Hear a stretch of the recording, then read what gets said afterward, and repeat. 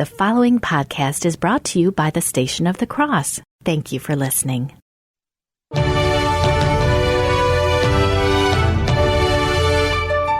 our home life. Change the way we educate our children.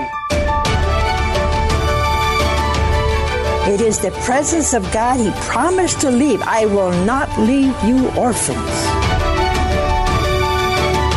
Dear brothers and sisters, the Holy Spirit is with you.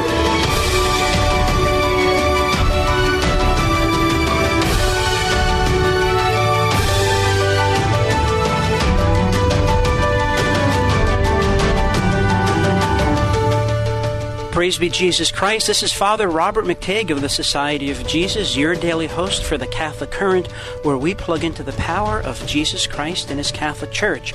You're listening to us on the Station of the Cross Catholic Radio Network, where we proclaim the truth with clarity and charity.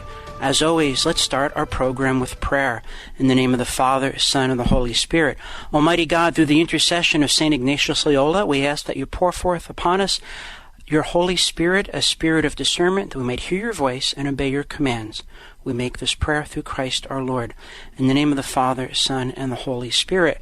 Today we're going to ask a question that may surprise you. The question is this: is Catholic Relief Services lobbying for organizations that support contraception? Let me say that again. Is Catholic Relief Services supporting organizations that lobby for contraception?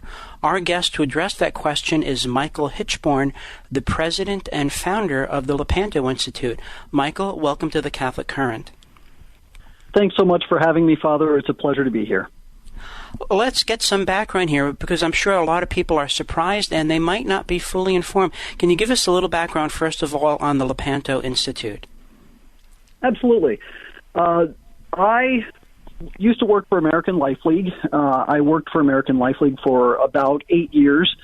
And during the course of my work there, I discovered a series of issues related to the Catholic Church. I was starting to find that organizations that were calling themselves Catholic were actually aiding and abetting the culture of death.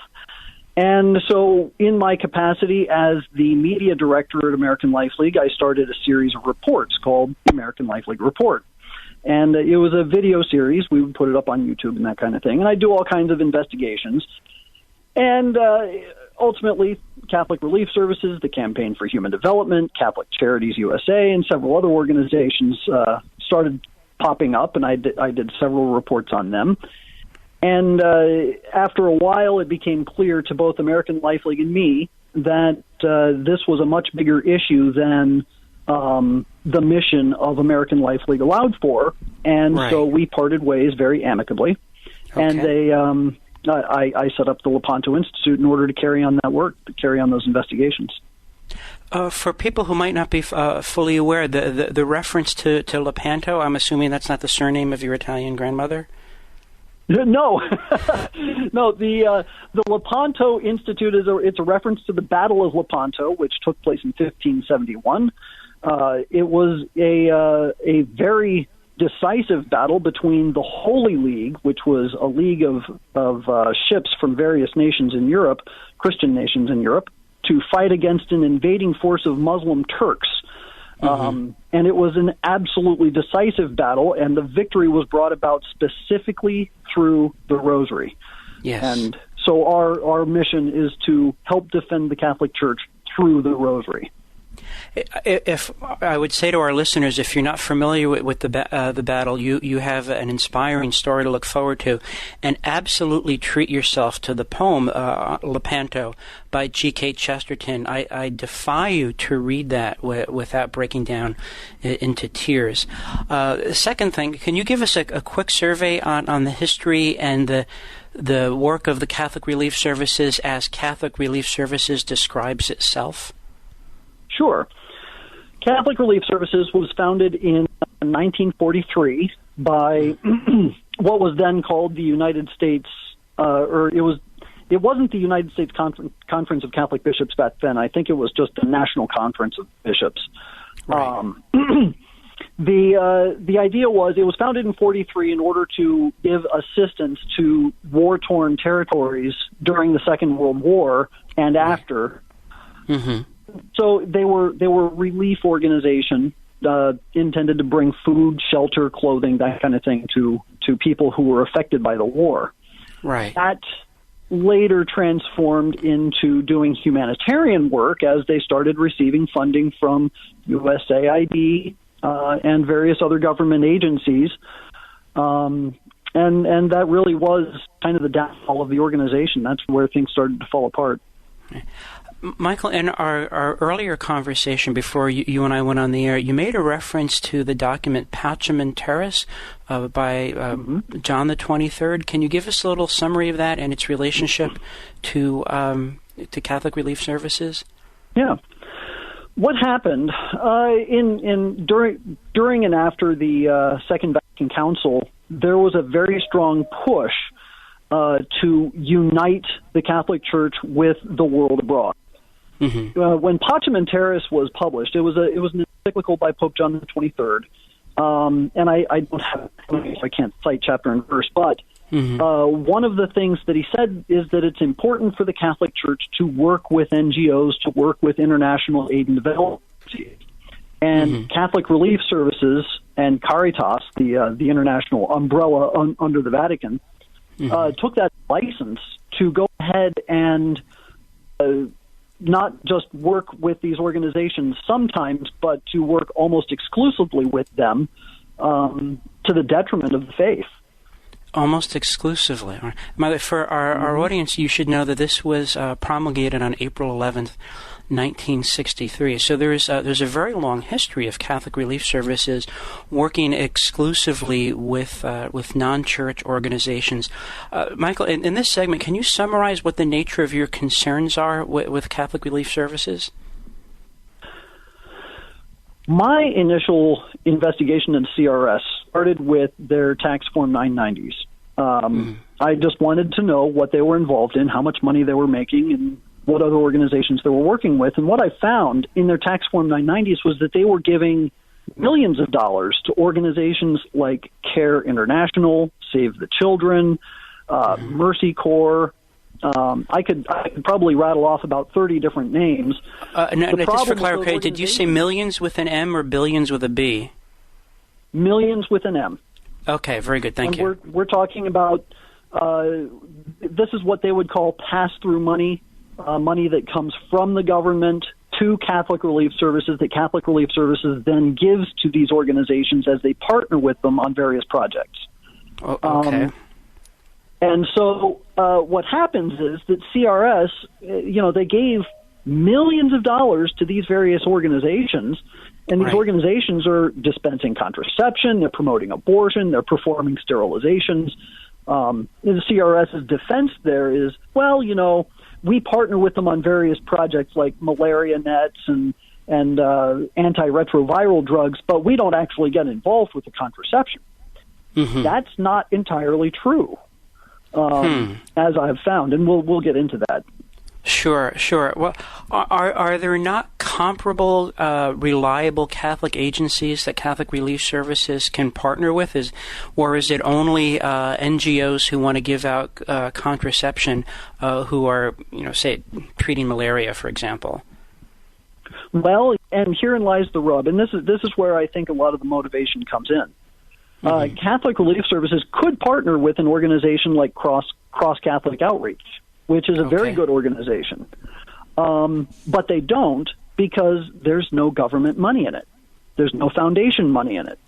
If CRS wants to get the foundation money and the grant money that comes from the federal government, they have to partner with these other groups because it's written into the contract. It's written into the nature of the project.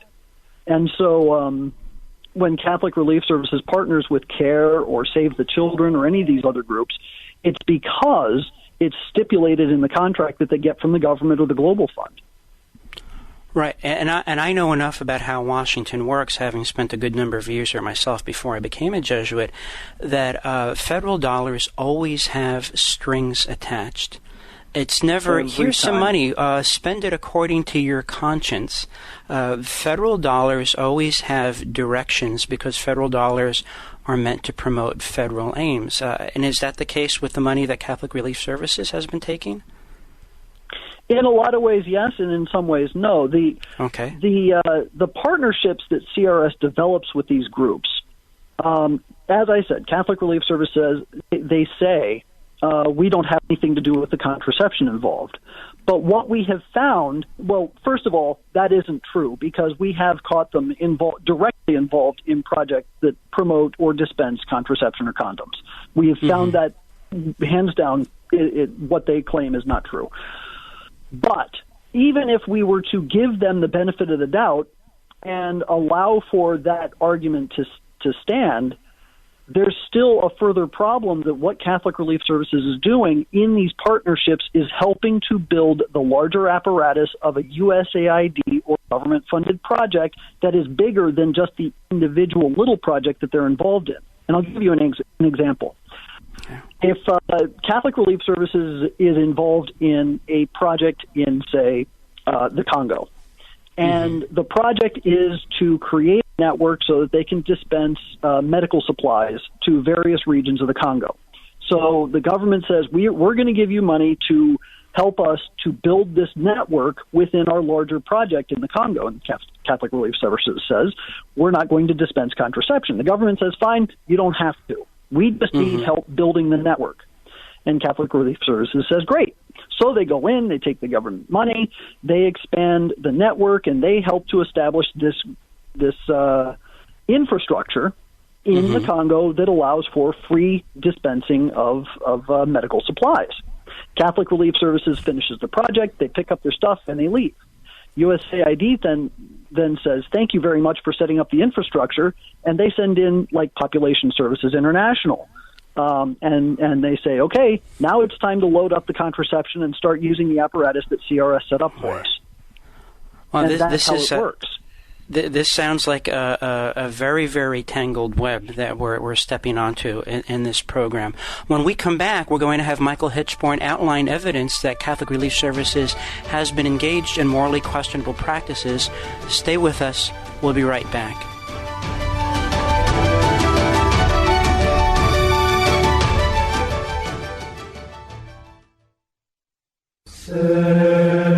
Tune in weekdays from 6 to 7 a.m. Eastern for Sermons for Everyday Living. There's no better way to start your day than with spiritual formation from inspiring priests as they preach the gospel in the midst of your busy life. For details about upcoming episodes and for podcasts of past shows, visit thestationofthecross.com and click on Sermons for Everyday Living under the Programs tab. That's Sermons for Everyday Living, weekdays from 6 to 7 a.m. Eastern on the Station of the Cross.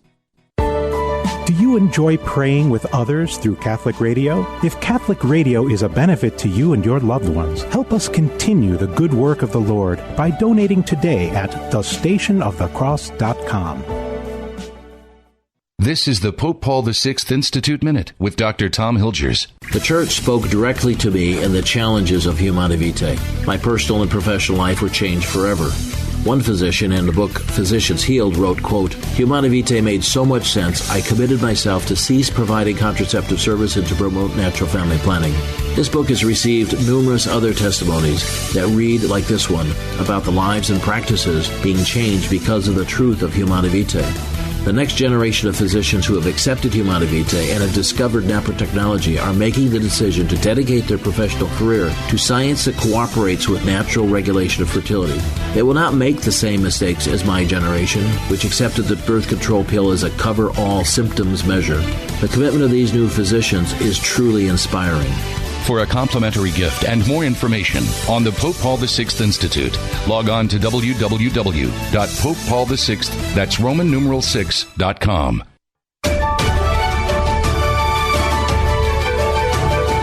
You're listening to the Station of the Cross Catholic Radio Network. Call into the Catholic Current this hour at 1-877-511-5483.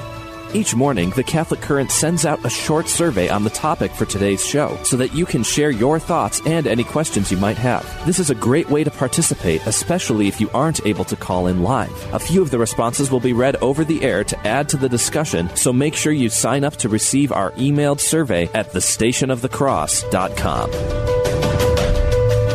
Praise be Jesus Christ. This is Father Robert McTague of the Society of Jesus, your daily host at the Catholic Current, where we plug into the power of Jesus Christ and His Catholic Church. You're listening to us on the Station of the Cross Catholic Radio Network, where we proclaim the truth with clarity and charity. The question we're addressing today is a startling one. Is Catholic Relief Services supporting organizations that promote and lobby for contraception? Our guest to address that question is Michael Hichborn, president and founder of the Lepanto Institute. We want you to be part of the conversation. Call us right now at 1-877-511-5483 or text us at the same number at 1-877-511-5483. 5483. Michael, can you go into specifics now? What is it that you allege that Catholic Relief Services has been party to that's contrary to Catholic moral norms and stated church regulations? And then what is your evidence to support those claims? Sure. Why don't we start with 2008 when noted theologian Germain Grisey, right? He actually went to Catholic Relief Services, had a back and forth, because he wasn't getting answers that were in line with the truth. He wound up publishing his findings, but what he found was that Catholic Relief Services back in 2007 was involved in a project to promote condom use. And part of that project, Catholic Relief Services had an internal memo that said, okay, we're going to dispense these flip charts that instruct people on how to use condoms, but we want to make sure that Catholic Relief Services logo does not appear on the flip charts. In other words, they were hiding their tracks. They were trying to cover up what they were doing. Mm-hmm. And Germain Grisey said, you can't do this. And he got stonewalled until finally he issued public statements, and Catholic Relief Services, even though they attacked him at first, he wound up releasing his evidence, and they had to backtrack and say, well, you know what, we were doing that, and we've changed our policy. So then they claimed that they weren't actually releasing, they weren't going to be involved in a lot of this condom promotion. They even claimed, we're not promoting condom use. We're just giving accurate information on how condoms are used. Well, let me just interject for a moment about accurate information. When they talk about comprehensive sex education, which is something that I dealt with when I taught medical ethics, and I'm on the National Ethics Committee for the Catholic Medical Association.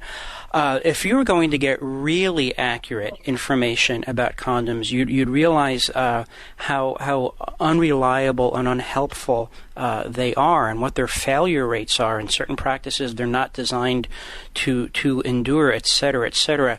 So to pass out accurate information about condoms, it's almost certainly not accurate.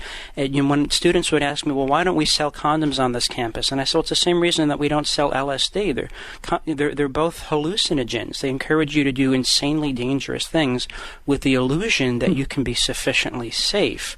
So even to say we're giving accurate information is almost certainly not true. Right. Yeah, absolutely. And that's what was happening. CRS claiming that they were giving comprehensive, accurate information on the prevention of HIV and AIDS. And they weren't even saying that it was prevention of pregnancy. They were saying HIV and AIDS. And we already know that the HIV virus is able to pass through at I think 5 microns, and they found that the condoms had pores that were as wide as 10 microns. So they already knew that was not accurate, but they were promoting it nonetheless. Right. So that's about as far back as I know of the problems with CRS. Now, I'll give you a couple of examples of direct problems where CRS was directly involved in the promotion of contraception. Back in 2013, I started conducting an investigation. I was working jointly with Steve Mosier over at Population Research Institute.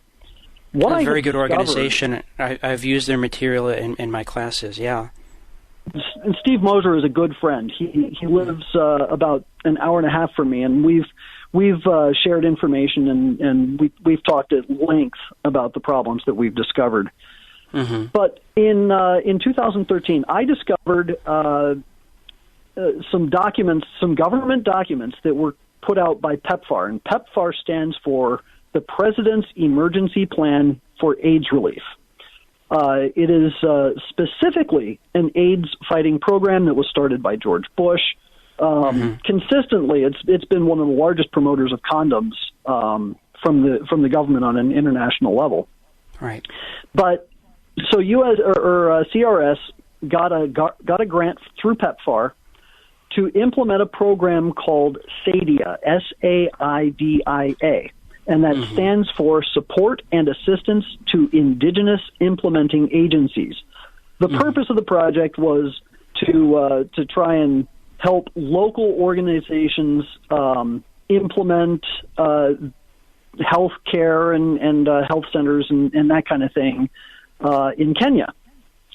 Well, as I was looking through this PEPFAR document describing the project, it said that it was going to be that CRS was going to be implementing a program called Healthy Choices 1, a program called Healthy Choices 2, a program called Sister to Sister, and a program called Shuga. I didn't know what those were, so I looked it up, and I found the facilitators' manuals online for those programs, and Healthy Choices 1, the facilitators' manual for Healthy Choices 1, which is directed at children between the ages of 8 and 12, was filled with information on condoms, and I was for horrified. Children between the ages of 8 and 12. That's correct. All right, I just wanted to make sure. Thank you. I also found that Healthy Choices 2, which was directed at children between the ages of 12 and 15, or 12 and 16, somewhere around in there, and this program not only promoted condoms, but it promoted everything else. IUDs, emergency contraceptives, hormonal implants, I mean, you name it. It was promoting all of it. And I went through the entire manual, and I was horrified. So I contacted Steve Mosier, and I said, am I actually seeing what I'm seeing? And he said, you know what we ought to do is put an investigator on the ground and check in the local areas to see if this is being implemented. And that's exactly what he did. So in the meantime, I contacted Catholic Relief Services. I went straight to Archbishop Coakley, who was the chairman of Catholic Relief Services at the time, and I gave him all the information that I had discovered online. He gave that information to Catholic Relief Services and said, look into it. I didn't hear anything back from anybody for almost 9 months. So in the meantime, Steve Mosier's guy on the ground took photographs of the facilitators' manuals in the areas where these programs were being implemented. He also interviewed people that went through the programs, and he interviewed CRS staff. And they all verified that CRS, through this program, was promoting contraception and condoms. So you've got available then mountains of documentary evidence as well as interviews from eyewitnesses. So this can't be dismissed then as mere conspiracy theories or the feverish worryings of Michael Hichborn and his odd organization. You've got, if you will, evidence that would stand up in court. Absolutely. And we have photographs, we have interviews, we have people that witnessed the stuff being implemented, and we have the government documents all corroborating it. We even have CRS's implementing partners on their websites. I took screen captures of the websites where they said, Catholic Relief Services, implementing Healthy Choices 2. It promotes condom use. So we have all of this corroborating evidence. Finally, November rolls around, November of 2013, and I bump into Joan Rosenauer, who she used to work at Catholic Relief Services, and I asked her, I said, I gave all this information to Archbishop Coakley back in May, and I haven't heard anything. What's going on? And she said, let me look into it. You should have gotten a letter. I said, okay. So she forwarded on the letter that I was supposed to have gotten in October. And the letter said that Catholic Relief Services looked into the matter.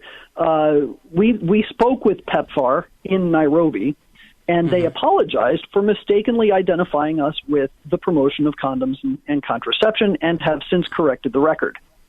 I went back to the online reports, and PEPFAR stripped out every mention of Healthy Choices 2 and every mention of condoms and contraception in relation to CRS's implementation of these projects. So now, not only do you have Catholic Relief Services denying that they actually did the things that I found, CRS, let me remind everybody, at this time, CRS did not know that we had an investigator on the ground. So they were thinking that everything was just in relation to the public record.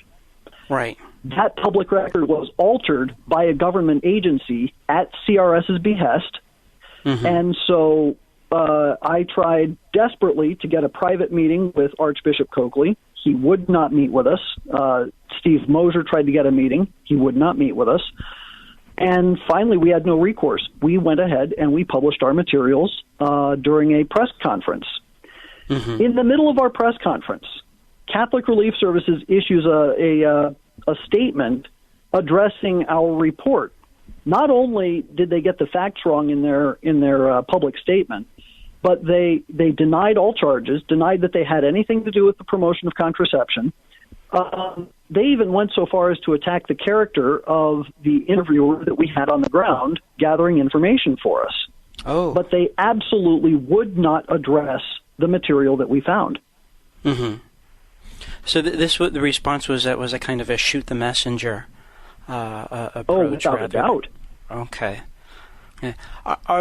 So this is a trend that's been going on for some time, and you've given the CRS opportunities to respond, as well as those people who are meant to have oversight over CRS. When we come back, we're going to look at more detail. How has CRS responded, and are those responses adequate? We want you to be part of the conversation. Get on the line now, 1-877-511-5483. Stay with us. We'll be right back.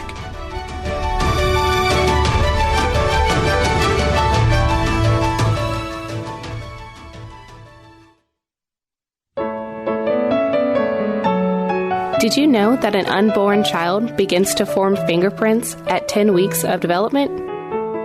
This feature is fully formed by the 17th week of pregnancy. Just like the unborn child's precious soul, the baby's fingerprints are unique and unrepeatable. Human life is sacred. Think about it. CoalitionForLife.com. This Divine Mercy Reflection is from the Diary of St. Maria Faustina. In paragraph 1276, St. Faustina records her most intense pain and suffering and its cause. She writes, September 16th, 1937. At 8 o'clock, I was seized with such violent pains that I had to go to bed at once. I was convulsed with pains for 3 hours. No medicine had any effect on me. At times, the pains caused me to lose consciousness. Jesus had me realize that in this way I took part in his agony in the garden, and that he himself allowed these sufferings in order to offer reparation to God for the souls murdered in the wombs of wicked mothers. The sin of abortion was the cause of St. Faustina's most intense pain and suffering. We must pray and fast for an end to abortion. We must also let those who have had an abortion know of the mercy and peace available only from Jesus in the sacrament of reconciliation. This Divine Mercy Reflection is brought to you by the Station of the Cross. The Liturgy of the Hours is prayed 3 times a day on the Station of the Cross at 5 a.m., 3 p.m., and 9:30 p.m. Eastern. The Liturgy of the Hours is a meditative and efficacious way to foster habitual prayer. It is the daily prayer of the Church, prayed throughout the world by priests, religious, and laity. For details about each hour and for more information about the Liturgy of the Hours, visit thestationofthecross.com.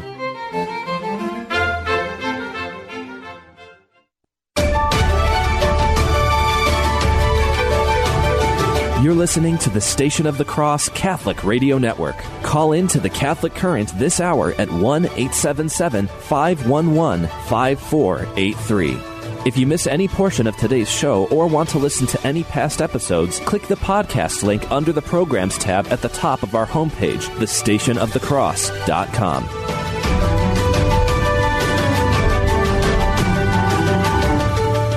Praise be Jesus Christ. This is Father Robert McTague of the Society of Jesus, your daily host on the Catholic Current, where we plug into the power of Jesus Christ and His Catholic Church. You're listening to us on the Station of the Cross Catholic Radio Network, where we proclaim the truth with clarity and charity. Our question today is a disturbing one. Is Catholic Relief Services supporting organizations that promote and lobby for contraception? We have on the line with us as our guest and expert, Michael Hichborn, President and founder of the Lepanto Institute. If you've just tuned in, you should know that we've been examining the record of Catholic Relief Services and their involvement, which has been documented both by physical evidence and eyewitness testimony, that Catholic Relief Services has been supporting practices that are contrary to the moral teaching of the Church. In this segment, we're going to look at what has been the response of Catholic Relief Services to the evidence promoted by, or made public by the Lepanto Institute, and what has the response been of those who have supervisory responsibility. Michael, I imagine you presented this material to Catholic Relief Services and to others and said, say, this is what we found. What do you have to say? What happened next? Well, it depends on which time period we're talking about. When I first started the Lepanto Institute, I had tried presenting this information to Archbishop Coakley, and he stonewalled me. He absolutely would not meet with me. He would not discuss with me anything that I had discovered. Did he give any reason for? I mean, was he busy? His calendar was too full. He was out of the country. No. I mean, in public, he would make very derogatory statements about my research and about my findings. It's very. I don't know what his motives were. I don't know why he responded the way that he did. But I can only say that he would not meet. He wouldn't meet with me. I wouldn't get any response. It was just radio silence. Okay, all right. Well, I said, we're going to put speculation about motives aside and just stay at the record. So you began to make this evidence public and invite responses, and then what happened? Every single time I've issued a new report about Catholic Relief Services, the CRS's typical response is to say, "Oh, we're addressing the findings in this report. It's not true. It's a misunderstanding. We didn't really do that. We have this get-out-of-jail-free card that says we don't have to get our hands dirty with contraceptives," that kind of thing. They try to explain away what I've found, and in some cases they actually wind up inadvertently confirming what I said, but then try to make it sound like they weren't culpable or responsible for what happened. Okay. For instance, with just a little report. One of the things that I found in some documentation that I obtained through a Freedom of Information request, USAID supplied me with all kinds of information about this project, and I got CRS's own reports to the federal government. And in those reports, I saw that they were pushing this program called Shuga. Shuga was a program. It was a television program that was produced by MTV and PEPFAR, so you can imagine what that was about. Oh boy! It was very racy. It had I watched every episode, sadly. God bless you. It was very racy. It had very lewd scenes in it, and it was very heavily promoting condom use in order to prevent the spread of HIV and AIDS. That was the whole point of it. It was labeled an AB program, which means abstinence and be faithful. It had nothing to do with abstinence or being faithful, and it had everything to do with condom promotion. So it was wrongly labeled. It was heavily promoting condom use, and Catholic Relief Services, in their own self-reports to the government, said, we trained X number of people on this program. We exposed young people to this program, and it was in the thousands. And so as I was looking into this, I wrote up a report. I said this is what was going on. And Catholic Relief Services' response was to say, this program was implemented in the Sadia project, but it was not under our responsibility, which is false. And they went further to say that we canceled the program, but one of our sub-partners continued to promote it when they should not have. They were informed to stop, and they stopped. Except that when I went through the FOIA documents, what I discovered was that the program, it was indeed canceled, but it was canceled only because it was not an evidence-based initiative. And so they were canceling all of their non-evidence-based initiative programs at that time. It had nothing to do with the content of the programming. Okay. I even found the grant proposal that CRS gave to the government where they said, we're considering implementing healthy too.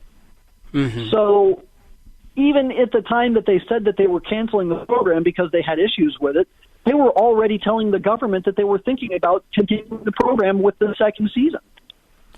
Oh boy, that sounds like there's a bit of a sleight of hand taking place. That's exactly what's happening. That's exactly what's happening.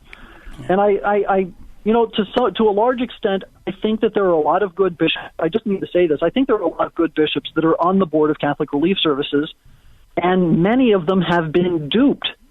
They have had the wool pulled over their eyes by people that have been entrenched in CRS that were put there through Ken Hackett, who was the CEO of Catholic Relief Services for almost 20 years.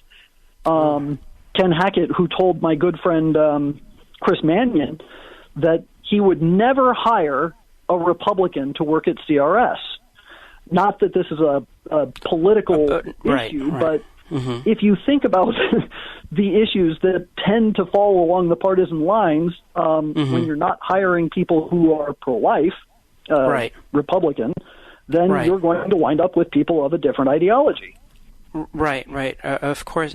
Of the people who have responsibility for the oversight of Catholic Relief Services, are there names that we would recognize immediately if we heard them? Well, Archbishop Coakley, he was the chairman of the board of Catholic Relief Services. Mm-hmm. There are a list of other bishops that are currently on the board. I actually don't have the list of their board members currently in front of me. Sure. Okay. But I don't think that they're really well known. I will say this, though, that Cardinal McCarrick, or the former Cardinal McCarrick, was on the board of Catholic Relief Services for 18 years, which is unprecedented. 18 years. Mm-hmm. And it's unprecedented because typically a board member of CRS only serves for 3 years for one term and no more than 2 terms. But they made a specific exception for Cardinal McCarrick so that he could remain on the board, and he was on the board for 18 years. My goodness, I had no idea. Steve, what kind of money are we talking about here? How much? This is Catholic Relief Services really being a funnel, I think, mostly for federal monies, and I think maybe perhaps incidentally through donations. First of all, what portion of Catholic Relief Services budget comes from the federal government? And then over the years, how much money has Catholic Relief Services been spreading around since you've been looking into them?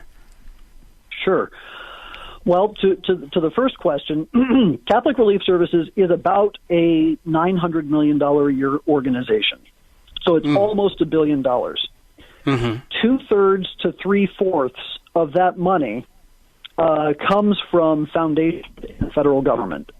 Okay. And that money goes specifically towards the projects that they are that they're implementing on behalf of the government.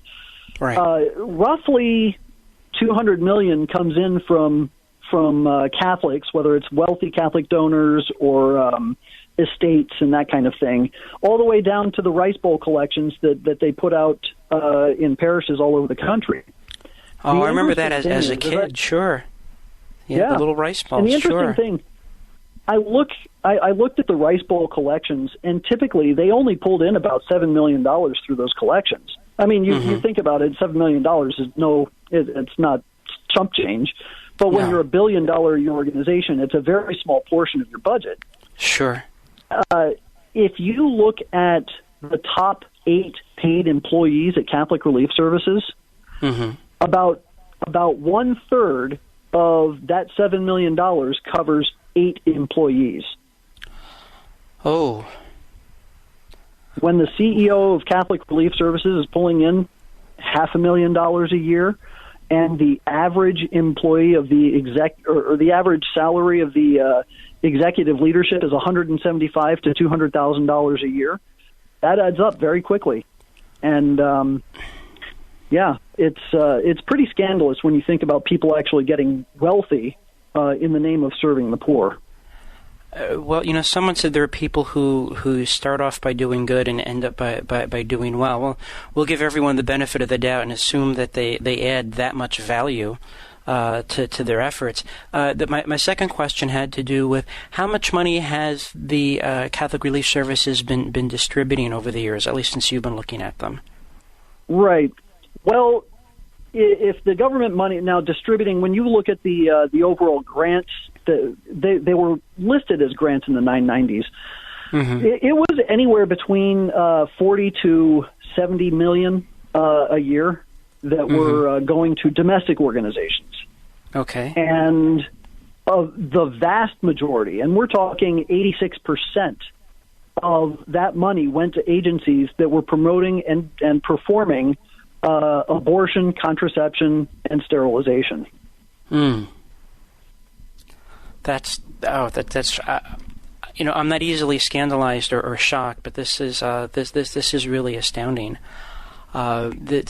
You've got news that's very disturbing, and we want responses from the faithful listeners. We want you to call us now at 1-877-5483 or text us at the same number at 1-877-511-5483. When we come back, we're going to ask, what should the faithful be doing next?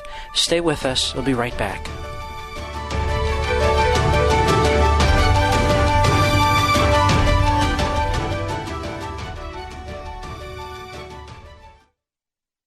Our family had been going through crisis. Little by little, we just found ourselves drifting completely away. I was afraid to go back. I cried the first time I received the sacraments again. Cried because I was back and because I had allowed God to become a part of me again. It's united our family. There's peace in our home that we didn't have before. If you've been away from the Catholic Church for any reason, visit CatholicsComeHome.org today.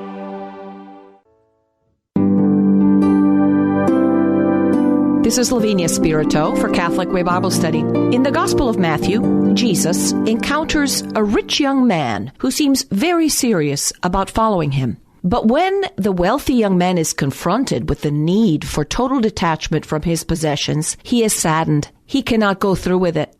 Discipleship is not comfortable. It is costly.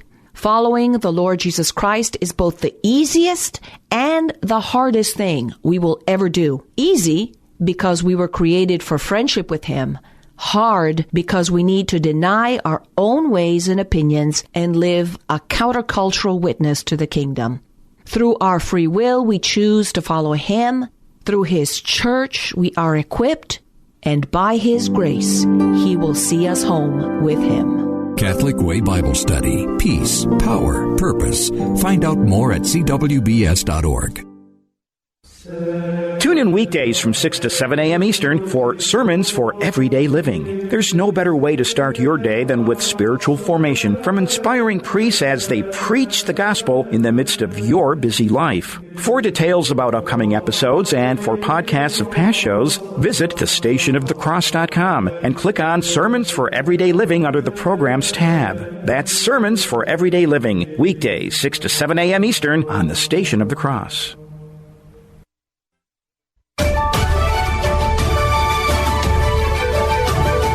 You're listening to the Station of the Cross Catholic Radio Network. Call into the Catholic Current this hour at 1-877-511-5483. Shortly after today's show, visit our page for the Catholic Current at thestationofthecross.com. Here you'll find a link to Father McTague's recommended reading list and a link for downloading the program so that you can share it with your family and friends. Praise be Jesus Christ. This is Father Robert McTague of the Society of Jesus, your daily host for the Catholic Current, where we plug into the power of Jesus Christ and His Catholic Church. You're listening to us through the Station of the Cross Catholic Radio Network, where we proclaim the truth with clarity and charity. Our topic today is a surprising one. The question is this: is Catholic Relief Services supporting organizations that lobby for, promote, and distribute contraceptives? The answer to that question, according to our guest, Michael Hichborn, president and founder of the Lepanto Institute, is yes. And we've been discussing the documentary evidence and the eyewitness evidence that his organization has accumulated over the years, and the mostly non-response responses from Catholic Relief Services and those who supervise them. In this section, we're asking, what shall we do next? You know, Michael, every morning we email our listenership with some survey questions, and we take some of the responses and we read them on the air. I want to read just a couple to you now because people are really concerned. Anonymous from Ohio writes, why are Catholic organizations involved with governments and secular ideology? Brian wrote, guidelines should be simple. No involvement with any organization that does not promote life from conception to natural death. Help us out here. What's to be done? Another anonymous listener just texted us, said, is this something that be corrected by an authority, or is the most effective method of making things right to stop the flow of donations? People are concerned, people are surprised, people are texting in and say, we've never heard any of this before. What should we do? Well, actually, the most important thing anybody can do is to pray for everybody involved. Yes. I would definitely start there. But outside of that, I'll just go ahead and say this, that not funding Catholic Relief Services with Catholic pew-sitting dollars, while it makes sense not to do that, because honestly, I don't want my money going to an organization that's going to be promoting these things, who are partnering with people that are promoting these things. But Catholic donations make up such a small portion of what Catholic Relief Services is pulling in every year that it's not really going to cause them to wake up. What is are Catholics calling into their chanceries and saying, or calling into Catholic Relief Services, saying, "Look, I don't want my Catholic organization, the one that is supposed to be the flagship of Catholic charity." Not only I don't want them engaging in these activities, I don't want them partnering with organizations that are going to engage in these activities. I want my Catholic organization to be promoting the Catholic faith and to leading souls to Christ, which is exactly what we're supposed to be doing anyway. I think that by informing and writing in and having people call the Catholic Relief Services and their bishops is probably the best way of reaching them, because it's not going to change just by withholding funds.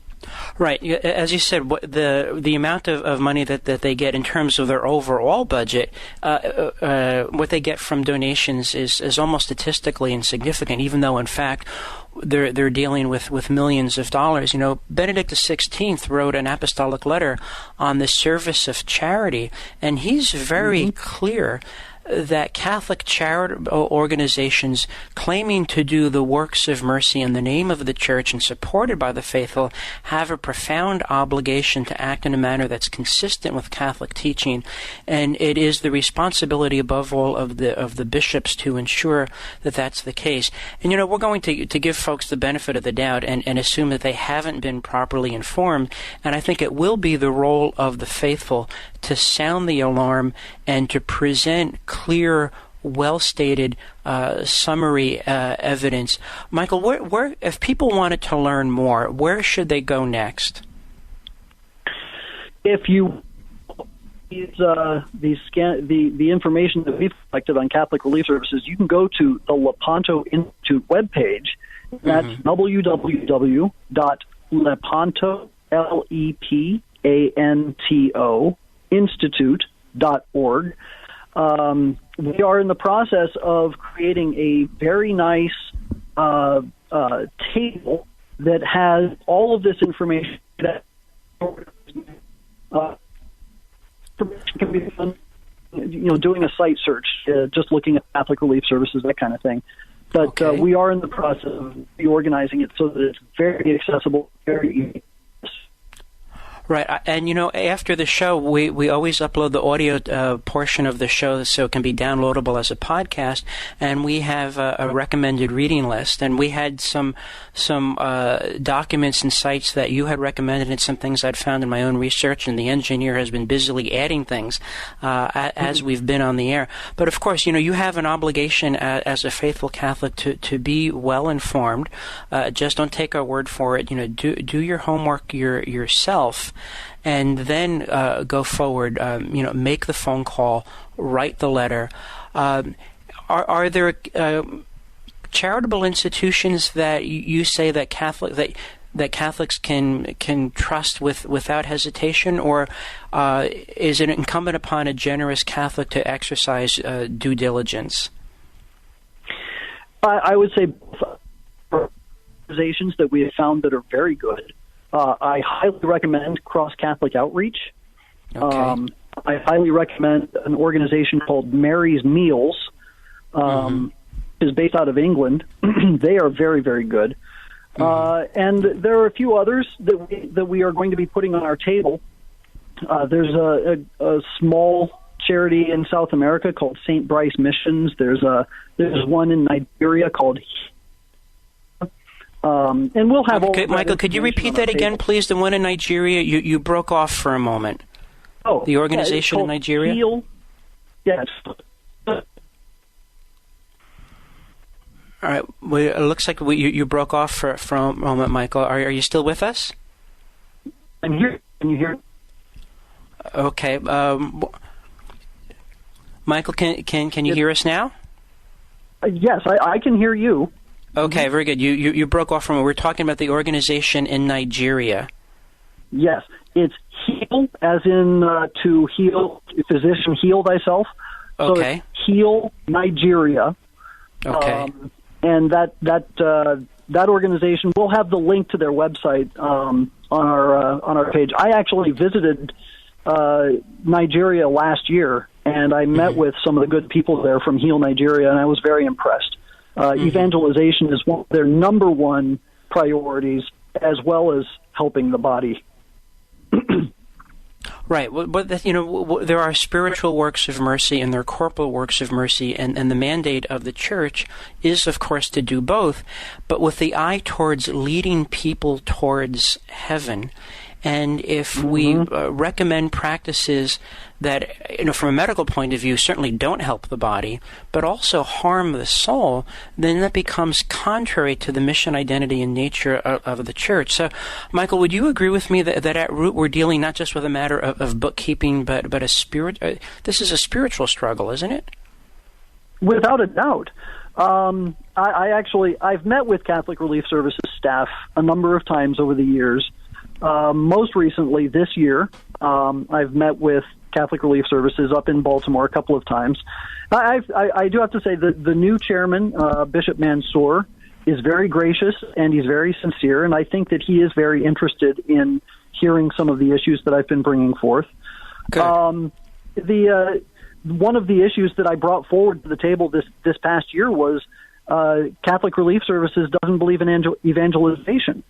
They don't evangelize. And the response that I got back from CRS's team was, we evangelize, we just don't proselytize. In other words, we do good works and we wear a label that says Catholic on it, and people think, that means Catholics are good. And so then maybe at some point they might think about going down the line of learning about what the Catholic faith teaches, which is absurd, but, there it is. That's what they do. Are there people trained in the field so that if someone asks, so who is this Jesus you're working for? What does the word Catholic mean? Are they specifically trained to respond well to that?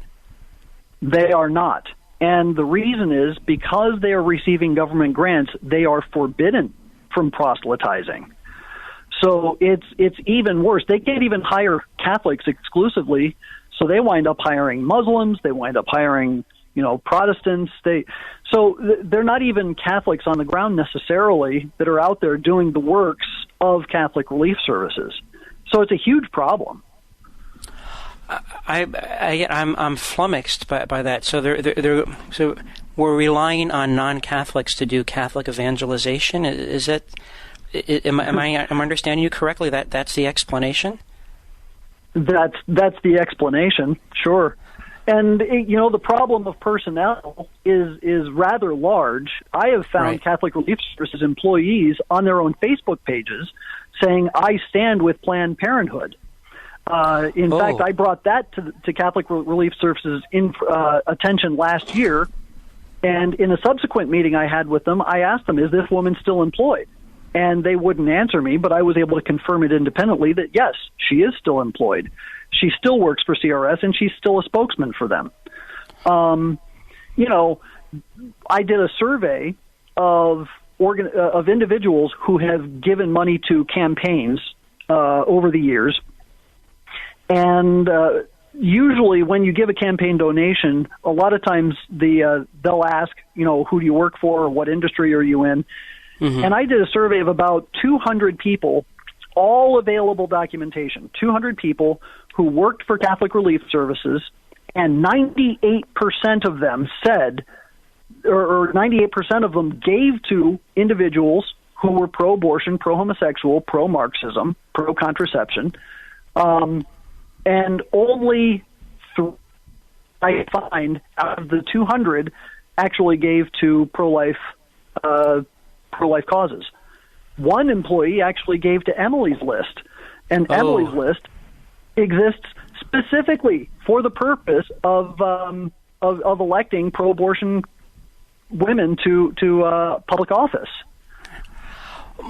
Michael, we're going to have to continue this conversation at another time. It looks like we're standing on top of an iceberg here, and there's more to discover. You've been listening to the Catholic Current on the Station of the Cross Catholic Radio Network. Please tune in tomorrow for another important episode. We pray now through the intercession of Our Lady of Mount Carmel that may God protect you from all harm and every evil till you reach the happiness of heaven. In the name of the Father, Son, and the Holy Spirit, go in peace. Please pray for me.